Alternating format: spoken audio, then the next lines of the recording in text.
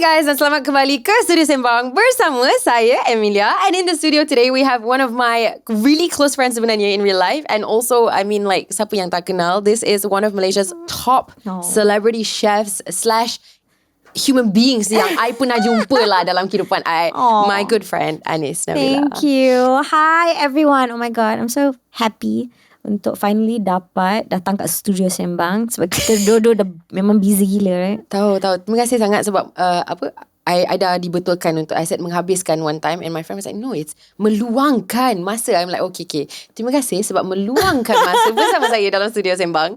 Sebenarnya apa yang orang kat rumah mungkin tak tahu sebenarnya adalah Chef Anis dengan saya. Saya rasa sangat I feel very honoured to be able to say the sentence. Tapi kita sebenarnya quite good friends in real life.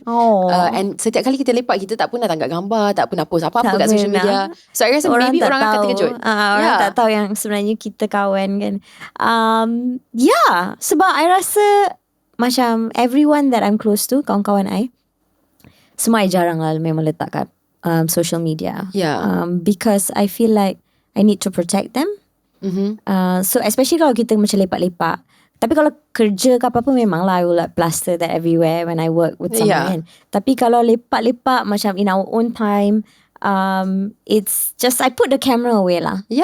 Tak ada orang, no one needs to know that we are hanging out. Betul, sama juga. Sebab I rasa, I mean for me, benda yang sama sebenarnya. It's two different reasons. Firstly, I want to be in the moment with you. Betul. I nak bercakap dengan kawan I, bukan tangkap gambar dia je. Like, you know, I mean it's cute and I would love to take pictures. Maybe we should do that sebenarnya. Kita kena banyak lagi gambar. But at the same time, I lebih suka nak bercakap, you know. That's true. And then the second thing also is that like, oh my god, tangkap gambar ni mengingatkan I pasal kerja. Exactly. Exactly. So that's the thing. Tapi maybe a story yang menarik sebelum kita start betul-betul about your life is that di antara satu the first sebab lah I think yang kita berjumpa, yang kita rapat is sebenarnya sebab I yang approach Chef Anis dekat an event, and I was like, oh my god, I kena tangkap gambar dengan you, I have to speak to you sebab my mom is the biggest, and it's not to say yang I'm not your biggest fan juga, tapi me dengan masak, oh my god, korang tahu lah cerita tu macam mana. But my mom punya favourite chef dalam dunia ni is Chef Anis. So I remember, you remember tak kita jumpa kat mana? Dekat the football La Liga football punya thing, and then Chef Anis was there, and I took a picture and I sent it to my mom. force-fed you. Yes. No, oh my god, it's so good. And Alex makan. The laksa, oh my god. And then you bagi, I wanted to take back to my mom, right? And she was like, oh my god, I get to try the recipe. Oh my god, so you makan? She ate it. I didn't know And she was like, this is my first time I dapat rasa apa I pernah that's tengok on so TV. sweet. She loved it. I She know. loved it. We kita orang selalu DM each other dekat Instagram. I know. And like she's so sweet. She will write nice things, and she's just the loveliest. And baru first time jumpa dia hari tu on your birthday. Oh my god, I know, dah lama gila, right? I think because of COVID lah, kita tak keluar and everything, right? She was so happy to meet you, babe. She was there. I She was like, oh know. my god, finally.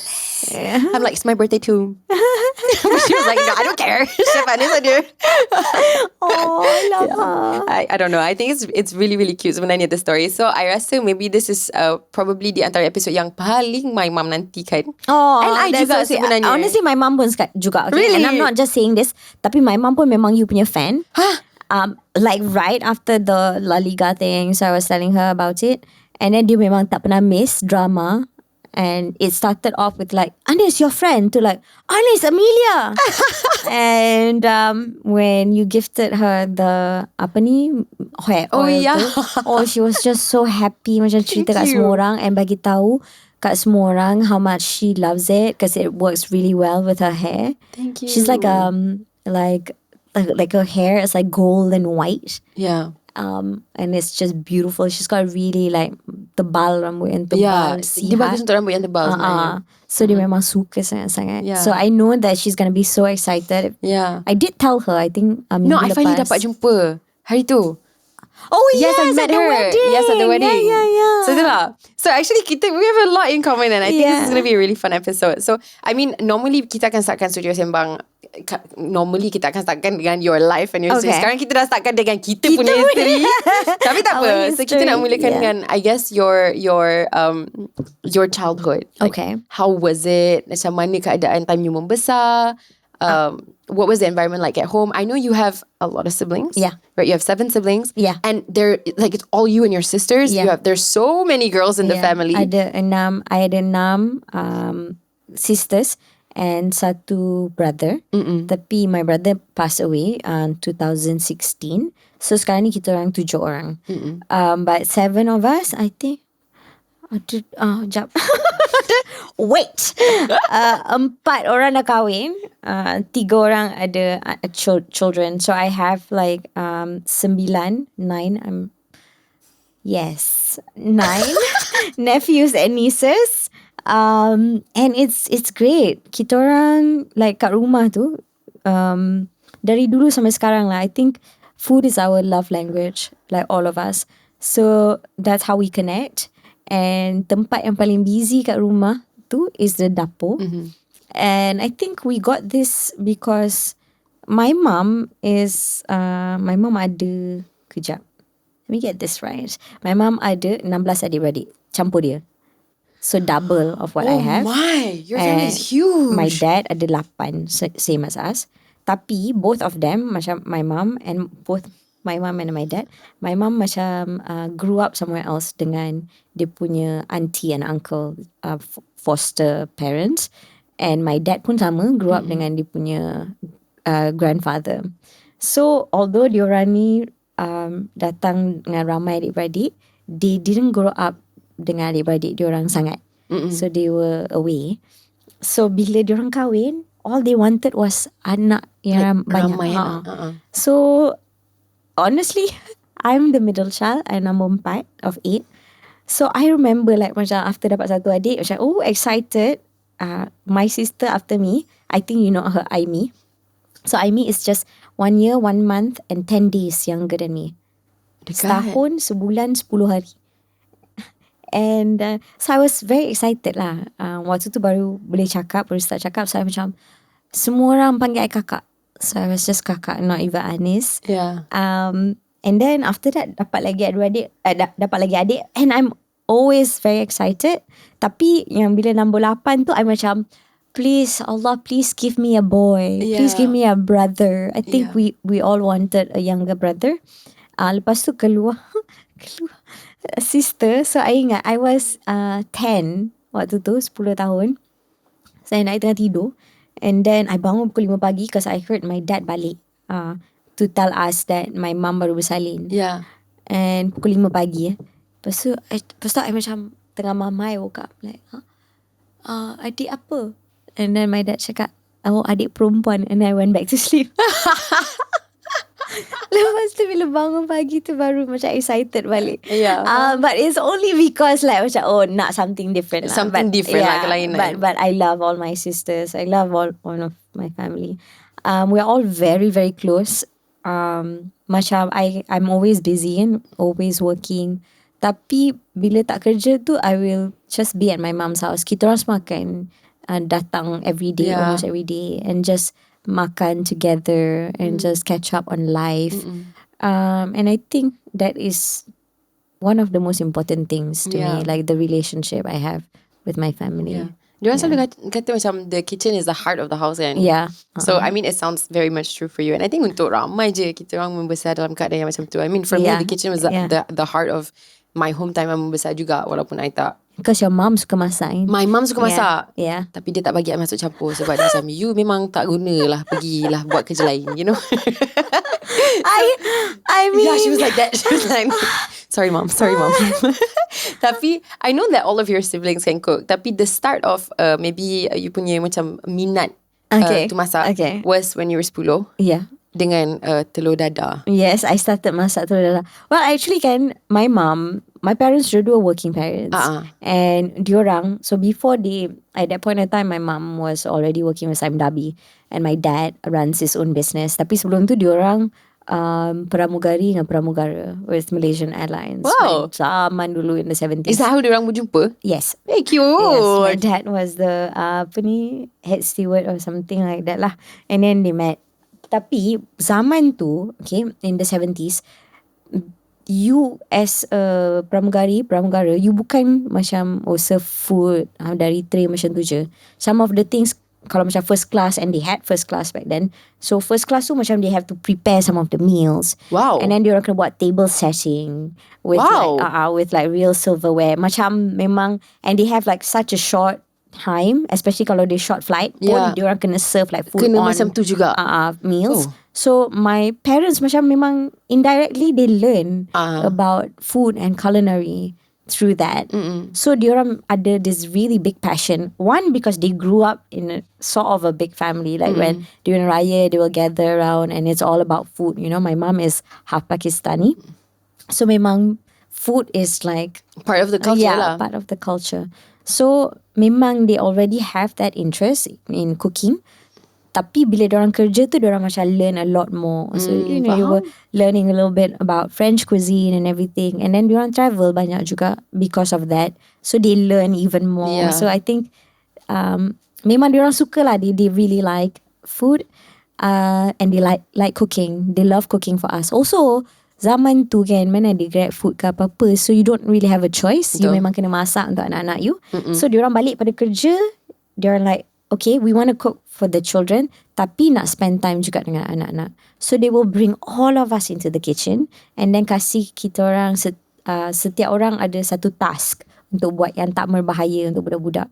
So they will give us lah, okay, you buat ni, you buat tu. So we participated in like the process of making our own dinner almost all the time. So I think that's how it sparked lah. And my mom dulu, before there were any rainbow cakes outside, my mom also used to bake and sell dia punya cake. It's like her side job lah. Yeah. And then so she made this marble cake, which you know zaman dulu is just brown and white, but dia buat ada 7 colours for all dia punya anak-anak. Waktu tu ada 7 je.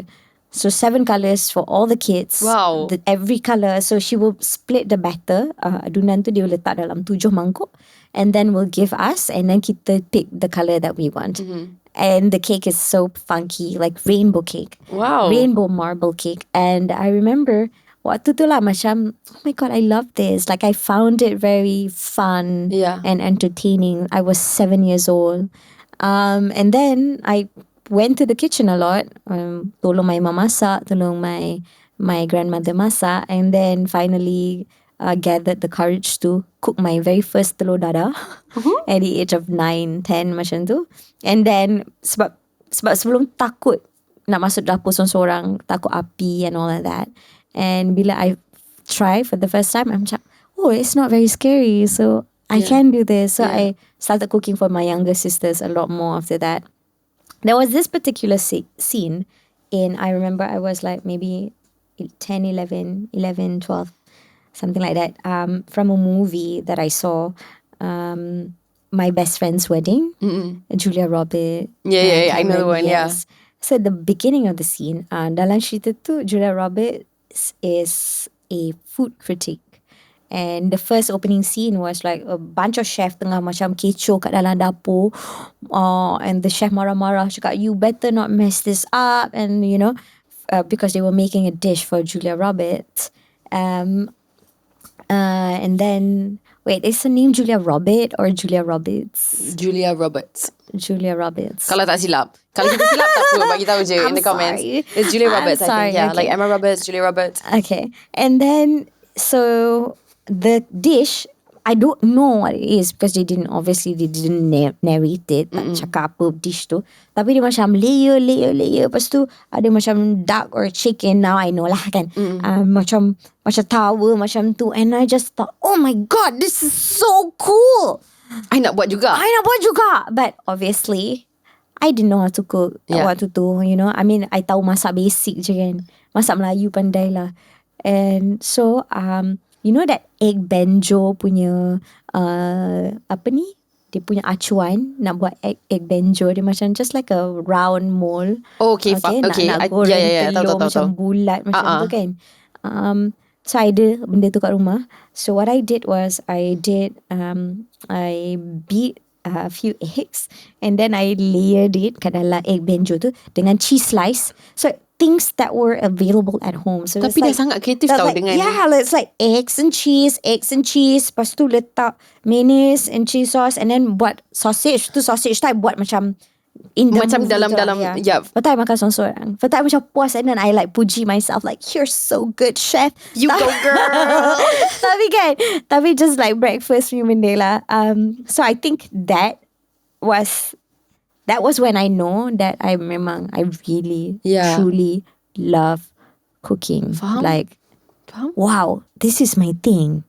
Yeah, sebab actually kan, when you tengok like the keputusan yang you buat in life as well, like you memang dah tahu dah, and I think that's such a blessing kan, bila you dah tahu pada waktu yang ataupun usia yang muda. Actually, I didn't. Like, really? I just knew that I love it, okay, and then I used it a lot to my advantage.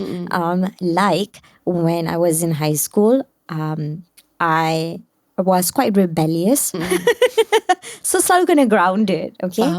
My mom and my dad akan like, okay, no phones, your friends cannot call you, you stay upstairs, no TV.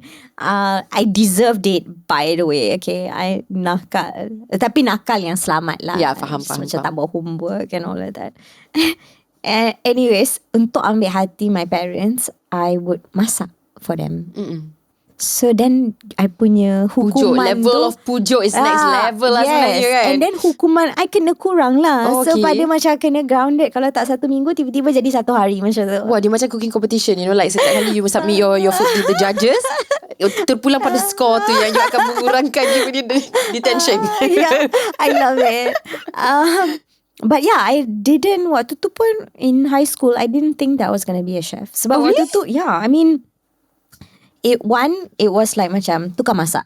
So you weren't known, like they don't call you chef. It wasn't a career that anyone like look forward into getting into. That was my zaman lah. Bear in mind, this was like sebab ni tahun sebelum 2000, semua celebrity chef semua tu dah jadi famous kan. So tak ada channels yang solely dedicated in Malaysia. Tak ada channels yang solely dedicated to food, you know. So orang pun macam masak tu, memang kat Malaysia ni they call it tukang masak lah. So if you are not very good in your SPM, you can apply for it. Macam tu.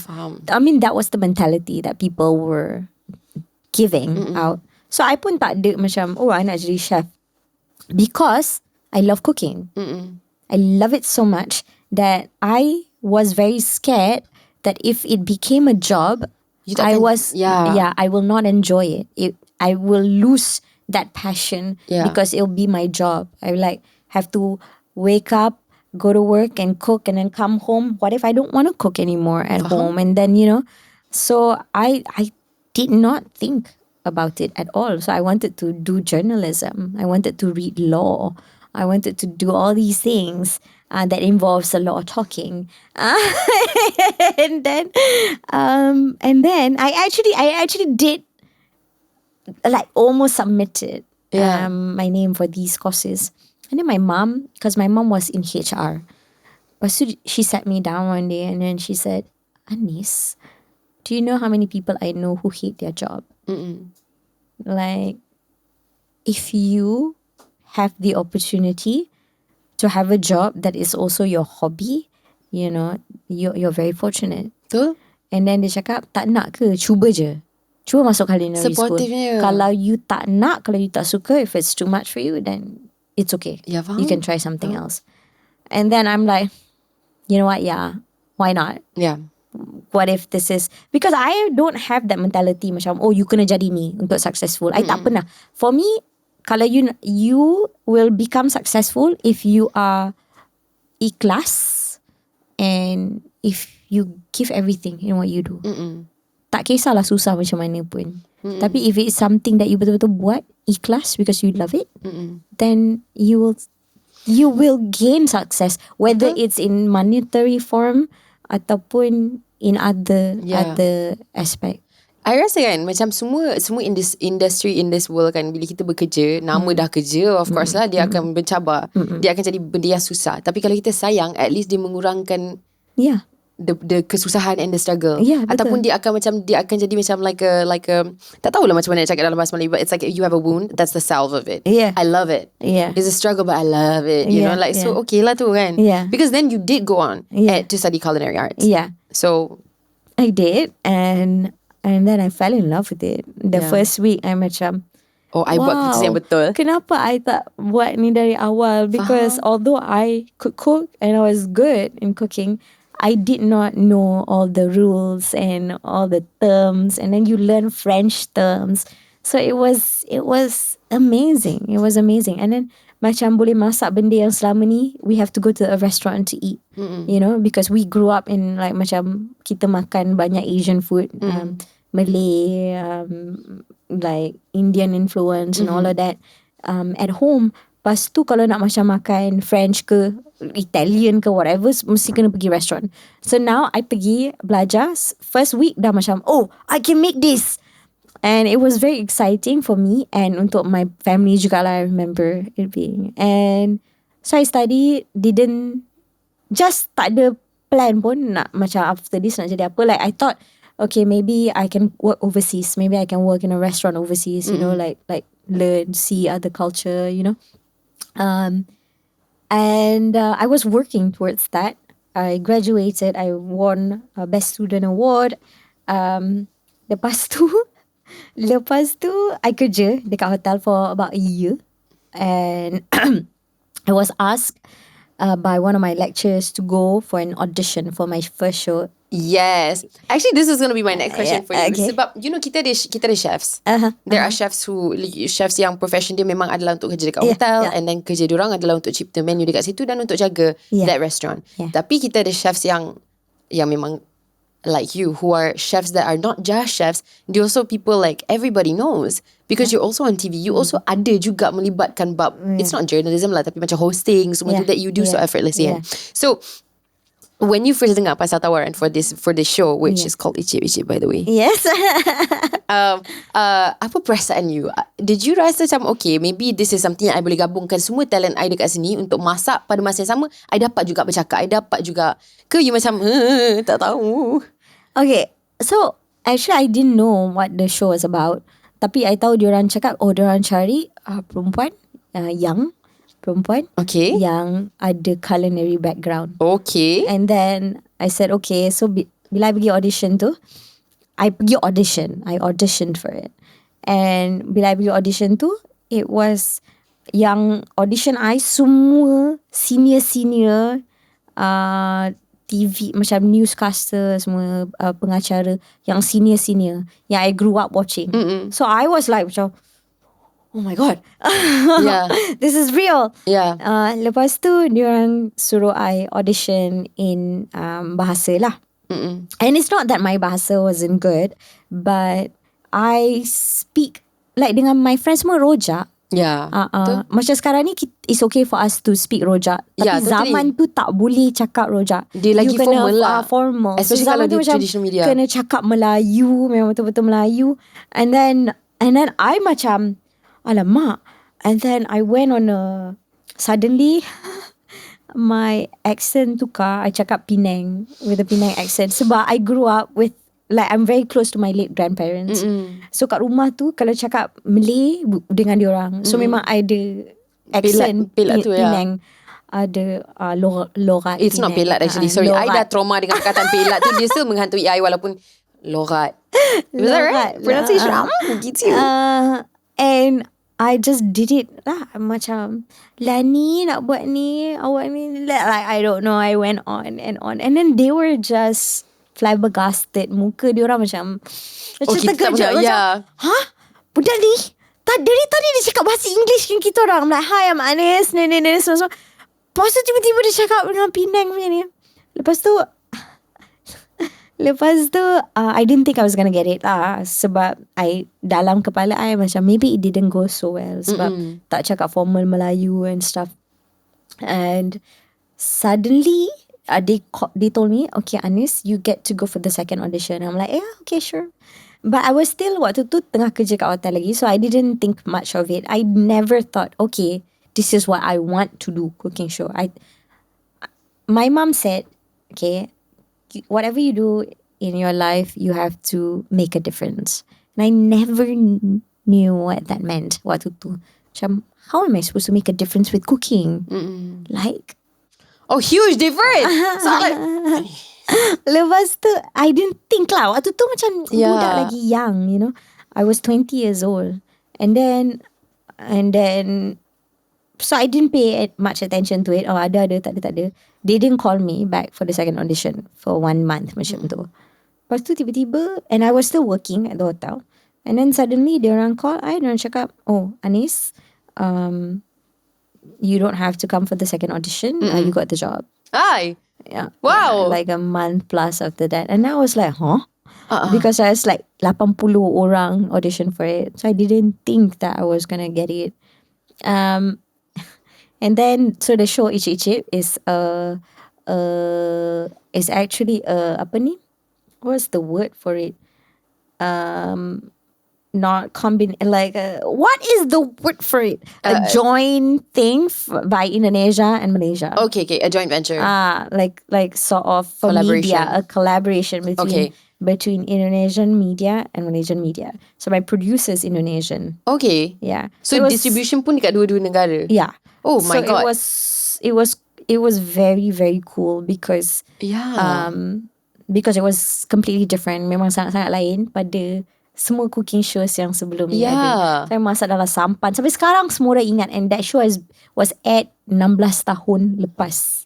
Okay, 16 years ago. Tapi sampai sekarang orang akan still cakap pasal benda ni.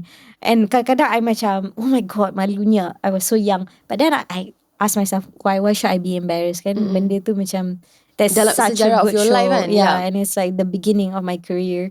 So I stopped thinking that way. Tapi cuma macam malu, macam aku ni bodoh dulu, like macam like why you sound so stupid like that. Tak lah. No lah, kita macam kita sendiri yang rasa pasal diri kita. Kita self-conscious kan. Tapi janjilah semua orang yang tengok mesti they would have been so impressed with you. Actually sebenarnya lagi impressive kalau you ambil into consideration. Firstly, working on TV is no joke. Yeah. No joke. Especially kalau you tak macam ada any formal training or anything. The fact that you just macam masuk ke dalam keadaan tu, you made it work, and benda tu iconic 16 tahun kemudian adalah satu pencapaian yang sangat hebat. Yeah, thank you. Dalam your very long list of pencapaian yang sangat hebat. I'm very grateful. So yeah, I mean that show also became the first show yang aired, first Malaysian show to be aired dekat Asian Food Channel. Yes, and you became the first Malaysian chef untuk ada dekat Asian Food Channel and also Food Network. Yes, and Network and all the other channels, Discovery, Travel and Living, and I cannot remember anymore. I'm so proud of you. Thank you. So yeah, lepas you buat 𝙁𝙃𝙄𝙎 ni, you actually went on to do so many more. Like, yes. Which point yang you rasa macam, okay, I dah buat dah satu TV show, sekarang I'm a celebrity chef and I'm doing all of these shows. You tak pernah rasa ke? You just rasa macam, okay, rezeki tu sampai, I buat je lah. I tak ada pun rasa macam okay, because the show diorang tak continue the show, but they sold it to all the channels. Normal. But so I just thought that macam mungkin I'm not good enough. I think that's why lah sometimes bila I think about the show, I have like macam a traumatic flashback because waktu tu so I want to touch, this is a bit sensitive, but I'm gonna talk about it anyways. Okay. So during that show, I have the best director, the best producer, the best team. They believed in me. In fact, I'm friends with all of them sampai sekarang, and I really thank them for my career. You know, the producers 𝘾𝙄𝙎, 𝘾𝙍𝙎, and she found me. She nurtured me and guided me. Like dikira ni macam first big break for an actor. Dia memang buat everything, and she believed in me. And I think benda tu dalam industri ni yang tu memang sangat penting. Kalau you ada support system yang bagus, orang yang percaya dengan you and you know what you're capable of doing, and I'm very grateful for that. Tapi obviously she didn't semua keputusan untuk sambung balik ke apa bukan dekat tangan dia. You know, so I was told lah waktu tu pun I heard that they said a lot of things yang kenapa diorang tak boleh sambung, macam because it's harder to sell me because I'm a woman. Susah nak sebab banyak chef ni lelaki, so bila kita letak chef perempuan ni mungkin orang susah nak percaya. And then because I am too young, I belum kahwin, I tak ada anak, so I don't have any maternal instinct. Therefore, a lot of people might find it hard to learn from me because tak boleh relatable. Kenapa I ni dah ada, I ni mak yang ada anak, kenapa I nak belajar dari budak ni? That was what they said. One of the things they said, and a lot. And I was sad, and I thought I was done. I dah tak nak dah. I cakap, like, you know, I know that I can go far in the kitchen, in the restaurant. I know it because I'm hardworking. Like, when I was interning, this wasn't even when I was doing part-time. When I was interning, every kitchen that I went to, because we have to intern in all the kitchens, okay? Every kitchen that I went to, I got full marks for everything. It's because I would stay back. I don't complain. I would learn. I would make the chef test me. Okay, name me all these cheeses. Okay, I'm going to repeat it to you tomorrow. Name me all this mushroom. Because I don't just macam, aku boleh masak. Because I believe that knowledge is power, and I have to equip myself with a lot of knowledge. And I'm just that type of person, you know. So, bila diorang cakap benda macam tu, I just felt like, that's it. Kalau this kind of opinion is coming from orang yang tak even faham apa yang I buat, why should I do this? Also, satu lagi yang babe, opinion tu adalah pasal something yang kat luar kawalan you. Yes. Make sense yes, tak? You seorang perempuan, you nak buat apa? That's what I said. You muda, you nak buat apa? Kalau benda ni macam I boleh tukar, then it's okay. Memperbaiki. Like exactly. It's like, if it's a constructive criticism and something yang I boleh tukar, ubah diri I supaya I jadi lebih bagus, then faham. Tapi comments ni datang macam I tak boleh tukar jantina I tak boleh tukar the fact that I tak kahwin lagi, I tak ada anak. But like itulah. So that's why I rasa macam at that point in time, that was my first introduction to this industry. And then I was basically left with a negative, this really bad taste in your mouth. And tapi I just told myself, it's okay, like I can always do other things. You know, I did one show, it didn't work out, it's fine.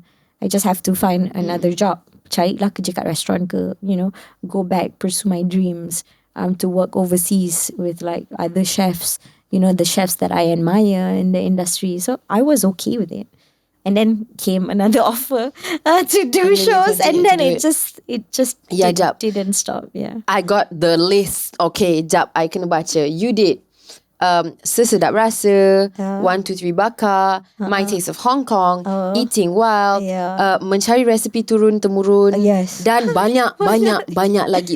I have so many questions to ask you. Like, firstly, I nak tanya lagi pasal like what it's like to be female as a chef in a male-dominated environment, di mana disebabkan something yang memang you tak boleh control.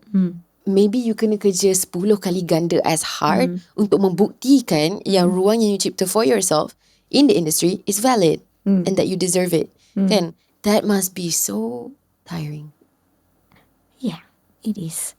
And only recently, like 2 years ago, that benda ni stop lah. Sebelum tu, it's like almost every interview they call me, the topic will be female chef versus male chef. I just find that so bodoh. Sangat bodoh. Sebab ingredient tu tak ada jantina lah. Tak, benda tu bodoh because it's like you're saying, who's the better tennis player? Male or female? Who's the better painter? Male or female? Who's the better actor? Male or female? Benda macam ni, you tak boleh, is bodoh. Dia tak ada kena-mengena dengan you punya jantina. It is what you want. Memang, it's true, it is dominated by men because it's long hours. You kena angkat benda berat-berat. It's all of that. That's why it's tough. That's why a lot of women choose tak nak be in this industry. Okay, or diorang in this industry tapi bila diorang dah kahwin, they choose to be with their family. And it's completely up to them. It's their choice. You know, it doesn't mean that, because ramai lelaki yang jadi chef, that means lelaki are the better chefs. So mula-mula, like, you know, the first few years of my career, I pun tak wise sangat, tak bijak sangat dengan benda-benda macam ni. So I just layan je lah, pergi je lah interview tu.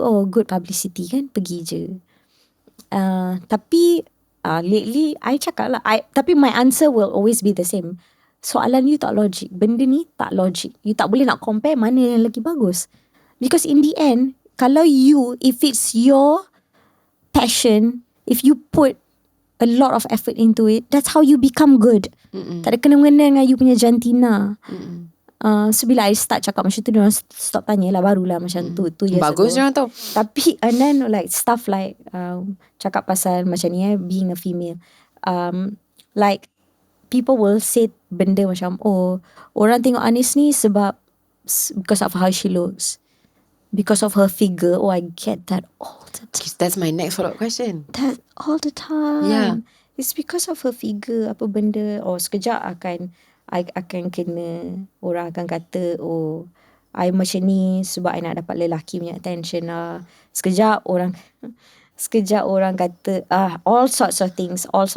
And then I felt like macam, okay, so mungkin I memang tak boleh jadi myself, like, or like whatever lah, I tak boleh nak apa-apa. So I took a step back and I'm like, I asked myself, okay, but this in a way I feel like it's positive for me, because I pun tak nak macam kalau I terlampau open and everything, people start objectifying me and then label kan. Like, can I blame anyone except for myself? Because I'm the one yang macam, okay, mixing it up, putting my pictures, pergi event, and then but at the same time masak. So people are going to feel it that too. Okay, tak. She's like, oh, she's a sexy chef. Can I be angry with that title? I can't, because I'm sort of the one I tak who's setuju. putting. But it is like, okay, kalau I pakai, oh yeah, but that's not true. So I don't know. Tak, I tak setuju. Babe, dia macam ni kan. Benda ni sangat-sangat, dia benda yang tak logik macam mana you cakap kan. Sebab saya sebagai seorang perempuan, I have the same thing. I'm not a chef. Okay. We all know that, okay? Tapi I'm an actress, right? So kalau you buka my social media page, which by the way is my social media page, and I tak suruh you datang and check, okay? Tapi kalau you tengok saya punya karya dekat situ, on the days yang I tak bekerja, sebab saya tak bekerja setiap hari, kalau saya pergi event, kalau saya pergi mana-mana, itulah hak saya untuk publish this thing. This is just a part of me. Yeah. Kalau saya lelaki, benda ni takkan jadi. Yeah. This is 100% sebab kita perempuan. Yeah. And in entertainment, benda ni akan sentiasa jadi di mana, you know, like, and I think for apa yang I buat tu, benda ni I memang kena terima sebab part of entertainment is you tengok the actors, right? And you kena, oh my god, dia whatever, dia menghayati watak lah. But for your type of entertainment, you tengah mengajar, you know, it's a cooking show.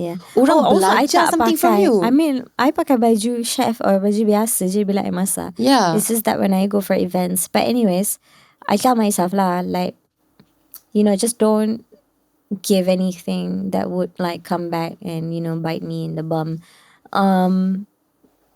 But at the same time, even when I stop pun, orang akan kaitkan dengan benda tu. Macam, baru-baru ni pun I was asked to do a talk for a university, and then I did it together with a friend of mine who is an established chef in Malaysia. He's not on TV, but he's established. And we have so much respect for each other. Dia tahu apa yang I buat. Dia tahu like, even though I do contents, I cook on TV, I don't just ambil apa-apa resipi, masak, lepas tu cakap it's mine. Like my videos, I make sure that I have tips, I have knowledge to share. It's not just like masuk ni, masuk tu. I don't cook baju whatever sexy kan. No, it's like, you know what I mean? I mean, I put in effort in whatever I put out there. My recipes, my videos, my TV shows. So this friend of mine, of course, he has a lot of respect for me, and I him. And the pengacara cakap, macam tanya dia semua soalan yang related to culinary. Lepas tu tanya I macam, so susah tak nak cantik bila masak? Apa kena benda ni? Lepas tu my friend was offended for me. Yeah. Dia macam, lepas tu dia tukar topik yang macam, so every time dia jawab soalan yang dia dapat, dia akan pull me in, which I really, really appreciate it. Because dia tahu that I also have some knowledge to impart. Tapi unfortunately macam tu lah. So I pun sekarang ni I'm more selective dengan siapa I nak cakap dengan. Bukan pasal apa, bukan because I ni sombong ke apa-apa, because I pun tak nak orang mengambil kesempatan. I work hard. I don't need to tell people this, it's not, I don't need to tell people this, but I do. Every night before I sleep, I read on food, just so I boleh ajar orang dengan lebih lagi. So I do that, not just for me, and so I can benefit, so I can make a difference in this world. Tapi itulah, it's like, is the line that we're in kan. Tak semua benda kita boleh control. We can just do our best to give out, but we cannot control what we receive. Faham? Yeah. I pun penat lah fikir pasal topik ni, because I'm also female, so I also understand dalam banyak-banyak benda yang kita usahakan dari segi career. Last orang akan tanya kita pasal rupa. And it's like, okay, tapi you tak rasa ke macam ada 1,001 benda yang lagi menarik untuk tanya I pasal betapa kerasnya I kerja untuk cipta career saya sampai sekarang. You know what I mean? It just feels very like reductionary. Macam, the best thing yang I boleh buat is the way that I look ke? Are you serious? Dia penat. Ya, penat. Tapi sekarang ni I pun macam, I choose to macam be selective with what I absorb or what I dengar. Like I tak baca macam-macam. I tak tengok apa-apa orang nak cakap lah. You cakap anything, you touch anything on that, I would just simply block you. Because I bukan pasal apa tau. This is not macam marah ke apa ke. It is just because I want to give positivity. I want my space to be positive. I want to give positivity and I want to receive positivity. So kalau you want to criticize me, especially pasal benda yang tak ada kena-mengena dengan apa yang I buat with my work or kerjaya I will not entertain you. And I will not let you and your opinion affect me. Because I'm doing this for the people who matter. And the people who matter are the people who appreciate it. The people who come back to me and say, Anis, I masak ni untuk my family. Anis, I masak ni untuk my mom. Anis, this is my family's favorite recipe. I appreciate that and I love that and I love them for doing that. And I'm doing this for them, for those people, not untuk orang yang tak tahu, tak pernah tengok tapi nak cakap, I'd always ada opinion on things. It's not for them. Yeah, that's why I block. Kalau aku like, kalau tak aku block. Aku block. So actually, my next question is about one of the shows that you did yang I rasa macam stands out lah. Okay. Sebab I think kita baru je discuss something yang negative, but you're also the most decorated, like accomplished, like you're top of your game, chef. Like so much respect untuk cara yang you sampai dekat mana you sekarang, and untuk setiap keputusan yang you buat throughout your career. Very blessed also. I'm not gonna say it's all me. Like it's betul-betul rezeki juga. It's I can be working 50 kali ganda lagi harder than this, but kalau it's not my rezeki, I will not be where I am. So I'm very, very blessed, and I know this is also because of the prayers from my family and also the support from the fans. Like I cannot deny that. Yeah. True. But I think like in English they have a saying, right, which is where like opportunity is luck meets preparation. So dia kena dua-dua benda jalan pada masa sama. Betul. You did this one job though. That's really fun. It's called The Dream Sisters. Yeah, and you ajak some of your sisters untuk buat this reality show with you about korang punya perjalanan untuk buka a restaurant. That was my dream. That was your dream, man. So macam mana benda tu jadi? Okay. So how did your sisters feel about suddenly macam terjebak dalam dunia macam entertainment ni juga? Okay. So the producer of the show is my good friend Nini Marini. She's awesome. Yeah, I love her. So she's like, people keep saying kat kita orang, sebab kita orang ramai adik-beradik kan, korang tak nak buat TV show ke? Sebab bila diorang lepak dengan me and my sisters, macam kecoh. You've done it. Yes, I have. It's Tapi really dia kecoh dengan like the best way, like you're like, wow. So kecoh. And so a lot of people orang tanya, tak nak buat ke? And I'm like, just stop. Just because the Kardashians work, it doesn't mean that it will work. Like I keep saying this, okay? Yeah. And then so Nini came to us one day and said, you know what? No, I don't want a Kardashian thing. She said, I want to do a show that focuses on each and every one of your dreams and goals for the year. How nice. And then work towards it. And if it happens, it happens. And if it doesn't, it's okay. Yeah. Like we tell people that sometimes it doesn't work out. Yeah. And that's okay. You just pick yourself up again. Yeah. And I loved it. There was like 4 of us in the show. One of my sisters, Aisha is number 6. She's a singer. She's like, she studied performing arts. So she sings and she acts and she does theatre. And it's like, and she's done it since, she was a child. She really loves singing and all of it. So kind of like, your family is just full of like performers sebenarnya. Like just different in different areas. Yeah. And so, like we featured her, and she was like, she wanted to go to Berkeley or something like that. I don't remember. And also she was performing everywhere. And then one of my sisters, like lagi seorang, Aimi is after me. Mm-hmm. And then it was her journey on like achieving what she wants.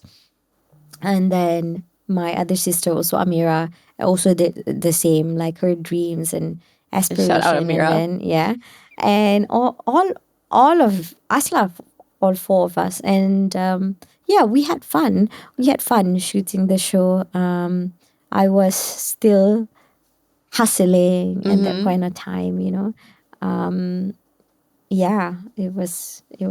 was a good thing. We did something different out of my normal cooking show, but there were a lot of cooking as well in there. How was it for them? And did you guys feel like macam lepas you dah habis shooting ni, did you guys get closer together as sisters? Oh, we've always been very, very, very close. Yeah. I don't think the show made any difference with our relationship. But it's just that people started recognizing not just me, but the others. And I think the rest is like, whenever we're out, like, other people would start talking to us. And so the rest macam dah from 1 or from 2 jadi lagi ramai orang. Yeah. But that's it really.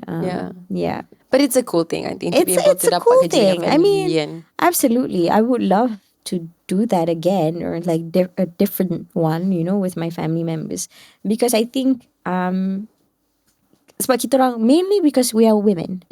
And Alhamdulillah, I'm very proud of all of my sisters. They are all doing so well, doing what they love. Yes. And super inspirational. Yeah. My God, that's the thing kan. Kita tak boleh keep up dengan Anis and her sisters because it's like everybody is incredibly accomplished and macam sangat successful dalam bidang sendiri. Walaupun a few of you actually are in the same kind of industry. Yeah. Tapi pada masa sama different angles tau. So that's beautiful. Because I think the thing is, I wouldn't just say this is thanks to my mothers, but my mom memang hardworking and sangat strong. What a strong woman. I mean, she gave birth to 8 kids. That alone says how strong she is, and raised them together with my dad. But it's not just my mom punya influence, it's also my dad. My dad is a feminist. Oh my God, I love him so much. I mean, a guy who can tahan 8 growing. Oh my, that must be tough for 7 him. Growing teenagers, perempuan yang PMS sama time. Oh my. Kesian. Tapi he is so like, he's never tell any of us, you tak boleh buat. Or no, you perempuan. Or no, this is going to be hard for you because you're a woman. No. I mean, oh my God. The amount of support and beliefs that diorang ada to us memang just so incredible. And understanding juga, you know, like my dad, he was such a strict man growing up, like strict to us when we were growing up. Tapi at the same time, so sensitive and so understanding. And I think that allowed us, that kind of upbringing sort of allowed us to just go, just do, just be brave. And kalau salah pun, kalau tak jadi ke apa-apa, tergolek macam mana, we just get up again. You know, even if we stumble, we'll just pick ourselves up again and just go forward. That's the kind of thing that it did to us. Yeah. Yeah, so cute. I love it. You guys are such an awesome family. Okay, so recently, a couple of weeks ago, I had a scandal about some comment that I made about cooking. Okay. So I rasa inilah masanya untuk I tanya you for your advice. Okay. Let's talk about the thing. Let's talk about it because I did an interview di mana I did a cooking show and then diorang tanya I, do you cook? And I said no. Not really. And then they said, sekarang do you feel inspired to cook? I was like, no, I still feel inspired untuk makan, tapi inspired untuk masak tu belum ada lagi lah. Lepas tu diorang tanya, so macam mana kalau you kahwin nanti? Macam mana you nak masak untuk suami? Macam masak untuk suami, I boleh keluar beli makanan kot. Dan dia cakap, tapi kan nak makan air tangan isteri and I was like, oh kalau macam tu rasanya I kena, kalau nak makan home cook food macam tu rasanya I kena cari suami yang pandai masak lah, sebab I macam tak ada bakat sangat.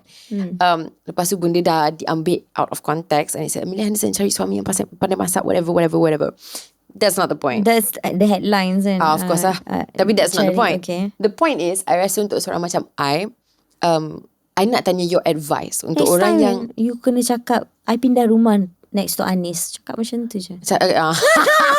I nak masak untuk apa? You know who my neighbor is? Okay. Actually, we've been talking about moving next to each other for a long time. Okay. So, benda tu sangat annoying. Tak apa, I rolled with it.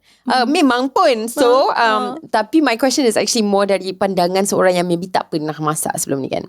So, for me, apa yang I boleh katakan, it's not that I don't want to cook. It's not that I tak value betapa pentingnya kemahiran tu untuk boleh masak. Bukan semua orang boleh jadi chef Anis. Tapi kalau kita boleh hidup, at least kita kena tahu macam mana nak survive kan. Tapi for me, I datang dari latar belakang where I know like when people say that they can't cook, bunyi dia macam privilege sangat kan. Yeah. But korang boleh imagine from my perspective, I membesar in a keadaan yang I bekerja 24 jam. Dari kecil. Dari kecil. Bukan I tak mengambil inisiatif, tapi saya sentiasa bekerja dan bila saya balik saya penat. Tak ada time. Setiap hari. So I tak pernah ada kelonggaran dalam kehidupan I. Bukan I tak pernah ada, tapi kelonggaran tu I menggunakan untuk rehat sebab I kena fikir dari usia yang awal pasal bekerja. I'm not saying semua orang dalam position I, but maybe there are some adults out there yang tak pernah, maybe they were just never interested in it and dia nak start masak. Tapi sekarang kalau I boleh jujur dengan diri sendiri, the reason I segan nak belajar macam mana masak is because I rasa sebagai seorang dewasa I malu. I malu yang sebenarnya I tak reti, banyak sangat yang I tak tahu. And sometimes that puts me off because it's like bila I bercakap dengan kawan I yang boleh masak, they're talking about like some very complicated sounding pasta and I punya kemampuan dah habis lah dekat setakat toast and eggs and like maybe I boleh buat benda yang tak melibatkan masak, which is basically like you salad lah. I boleh potong and then I boleh toss it.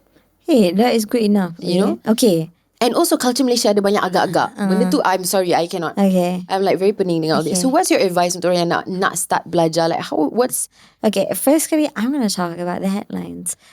Okay. So by the way guys, although I pandai masak, I can literally cook anything and everything. Tapi I order Grab all the time. Tu satu lagi. I mean, okay, because tak ada time. Okay, and you are right to point out, sebenarnya memasak ni, masa untuk masak ni also is a privilege.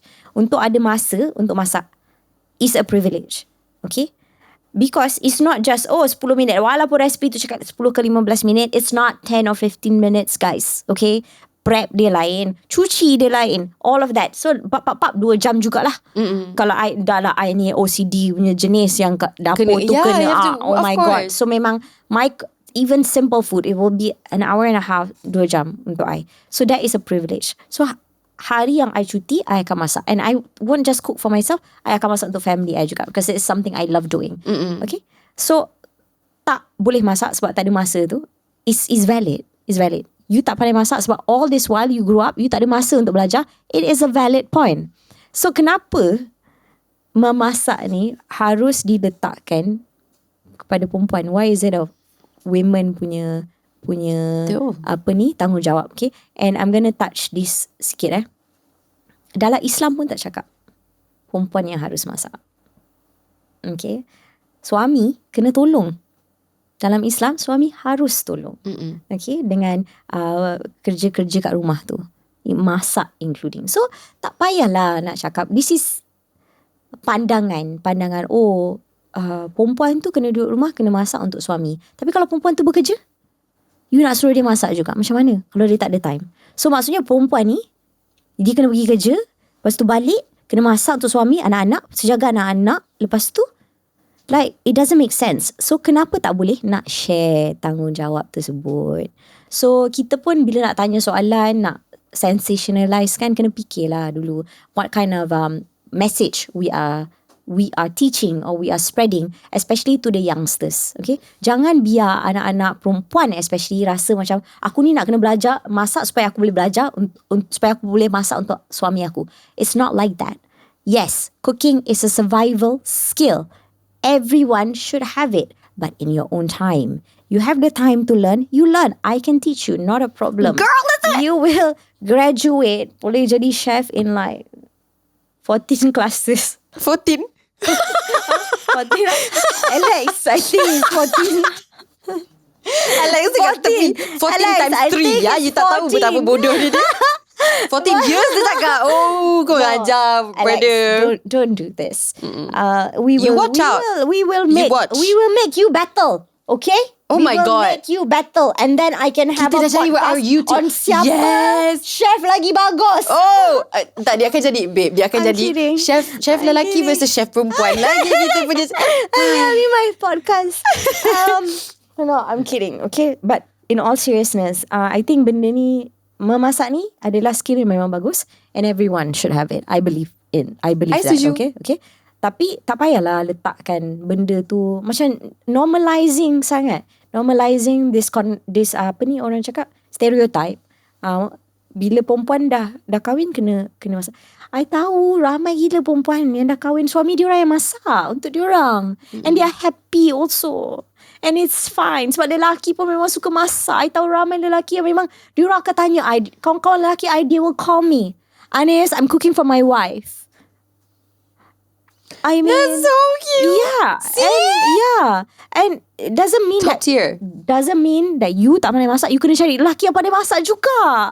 It doesn't mean that. Tak, itu just sebab I suka lelaki yang pandai masak lah. So I'm like, good for you. I also. Yeah, of course lah. Tapi macam dia tak ada kena-mena lah sebenarnya. I tak tahu macam mana headline tu boleh sampai. Tak, headline dia, babe, Amelia cari suami yang boleh masak. I was like, bila masa Amelia cari suami? Exactly.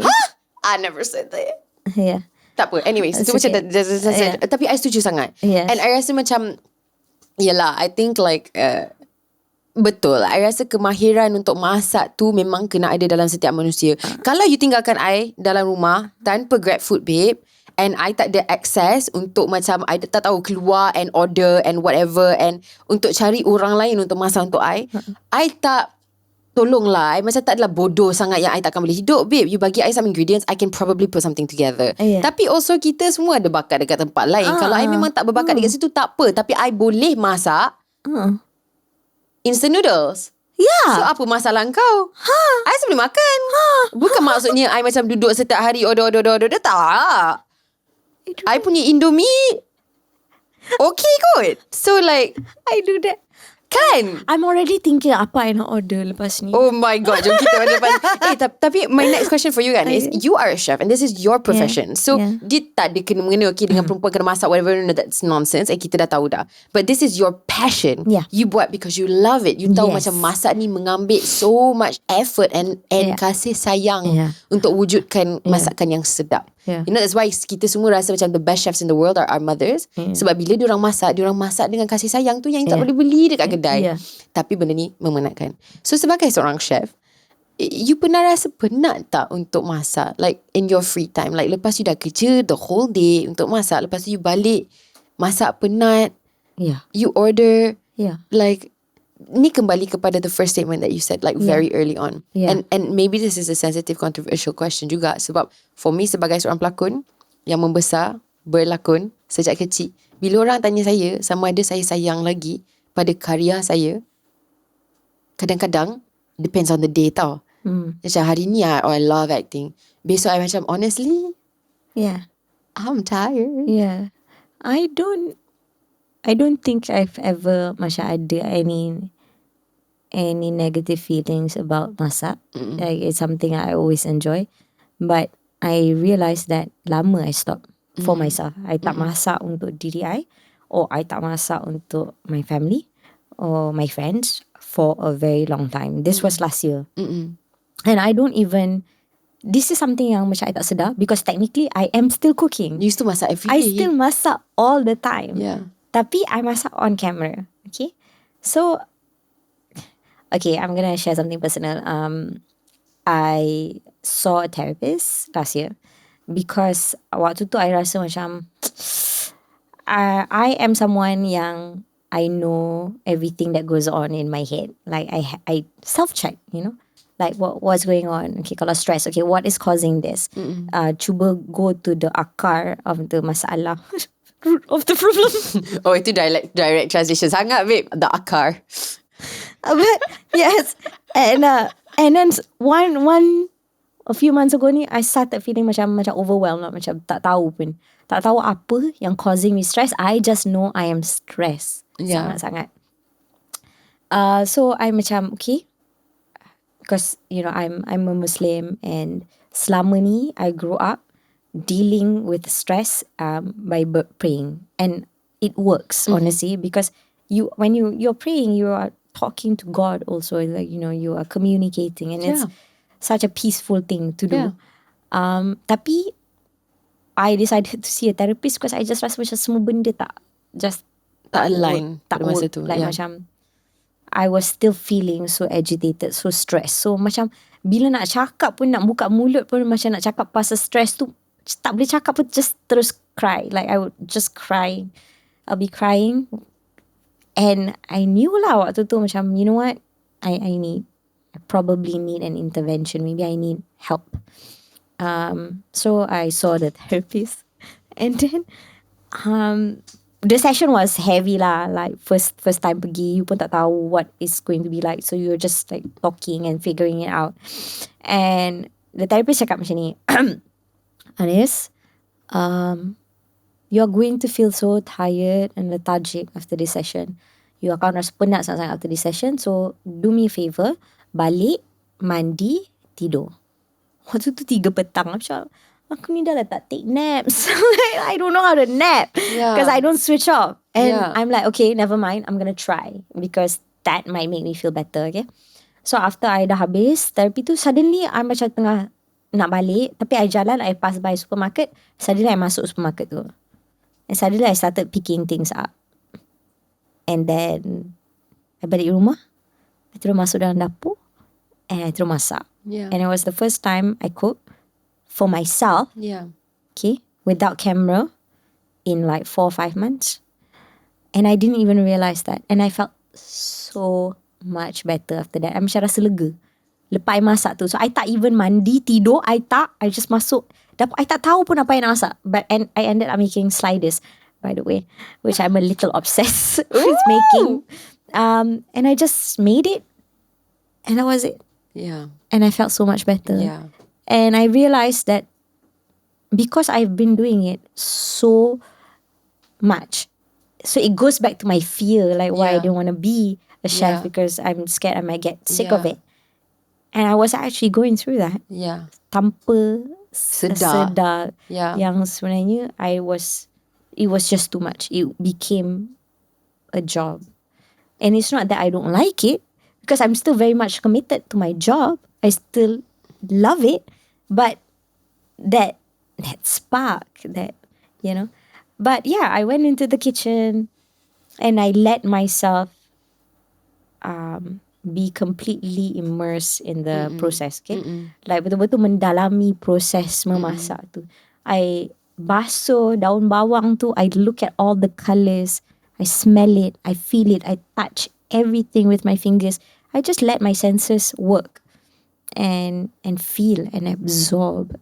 And then I felt so much better. That was therapy. I'm sorry to my therapist if you're listening, but that was the better therapy on that day. Yeah, faham. Tapi you know what, as you tengah bercakap, I think I pun tengah sedar something kan, pasal my own journey lah with everything, which is that it's not yang kita hilang passion terhadap benda yang kita sayang. Tak. It's sebab kita dah tak ada masa disebabkan benda ni dah jadi kerja untuk kita macam mana nak cakap dalam bahasa Melayu, live in the moment. Yes. You know what I mean? Yes. Like bila I berlakon, I love it, babe. Sama macam mana you love cooking. Tapi bila you tengah cooking and hosting pada masa sama, you tak ada masa lah untuk macam potong bawang. You're on, macam you have masak, to focus. tapi you tak ada You dekat have situ. to focus. It's a different thing. It's the same thing, but it's a different thing. Pada masa yang sama, you tengah fikir, okay, selepas kerja ni, maybe besok I ada satu lagi benda yang I kena hosting. Okay, I belum prepare lagi. So benda ni kena habis pukul 6. So I kena balik untuk buat and then you tak ada dalam proses cooking. You are not there. You are not present. Yeah. And so benda tu just dia corporatize the passion, you know. Yeah. Tapi it's good yang kita sedar benda ni, so that kita boleh memastikan that in the future kita kena stay present. Exactly. Because so now I make it a point untuk masak. Betul? All the time. Yes. For myself or for my family or for my friends. I make like I take one day, okay, I'm going to cook today. It's a conscious decision. Like I know. And I know kadang-kadang penat sangat-sangat, tak larat. But I know that that's like my exercise. Yes. It's my exercise. That's something that I need to do for myself. And then I'll feel better after that. Yeah. And also pada masa yang sama, Chef Anis is very generous. So dia selalu akan macam every time dia masak, ni macam this is true and also manifestation untuk memastikan benda ni terus jadi. Dia akan ajak kawan-kawan dia datang ke rumah untuk masak, untuk masak pula, makan. I know. I will absolutely. Yes, I did bring a cake. I know. Brought a cake. There's a cake. Just a reminder. Yeah, kita boleh potong lagi because I want to cut it after the episode. Tapi macam okay, keep it lah. You know why? Because hari tu I pergi dekat podcast Alvin, and so I was talking to Alvin yang sebenarnya first time yang I jumpa, bukan first, was it first time? First time yang I betul-betul bercakap dengan Alvin dekat rumah you. Yes. Because we all were there together. Kita orang tengah lepak. I'm like, that's Alvin. Kita tak pernah jumpa, but nice to meet you. So I rasa macam sometimes yang I jumpa Alvin through you kind of a little bit. And lepas kita habis Alvin punya podcast, we came out, he said, guess what, babe? And I was like, what? And he's like, I got something.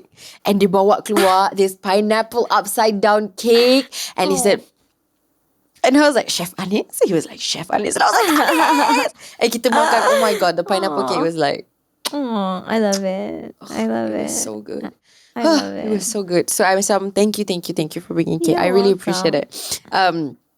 Okay, so now kita nak move on kepada benda-benda yang you buat, your self-produced things. So you ada YouTube channel, and you also wrote a book.